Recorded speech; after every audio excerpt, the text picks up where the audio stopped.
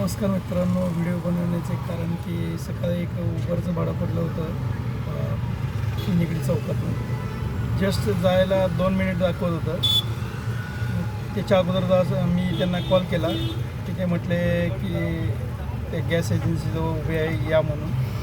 मी तिथे पोचलो, पण त्याच्या अगोदर त्यांनी तिथं पोचल्यावर ते तिथे नव्हते, दुसऱ्या ऑटोमध्ये बसून निघून गेले होते. मी त्यांना परत कॉल केला तर ते म्हटले की नाही, आम्ही गेलो, तुम्ही कॅन्सल करा. तर मला असं सांगायचं होतं की तिथे जे असणारे जे लोकलवाले जे ऑटो रिक्षावाले ते आपण ऑनलाईन जे बी भाडं पडतं आहे ते कुठल्याच भाड्यावाल्याला तिथं आपण रिक्षा घेऊन गेलो तर तिथलं पॅसेंजर भेटत नाही.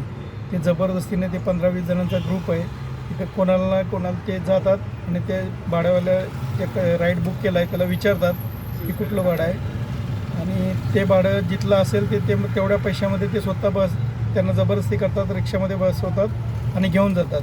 त्यामुळे ते आपल्याला ते भाडं कॅन्सल करावं लागतं. की पण मला त्यांना एक असं सांगायचं आहे की जेव्हा तुम्हाला गरज लागते, तुमच्या दरवाजापर्यंत रिक्षा घेऊन येणारा ऑनलाईन रिक्षावाला असतो, तो ओलाचा असेल, उबेरचा असेल किंवा रॅपिडोचा असेल, जेव्हा भाडं असे लोक तुम्हाला फोर्स करतात तेव्हा तुम्ही तो राईड कॅन्सल करता.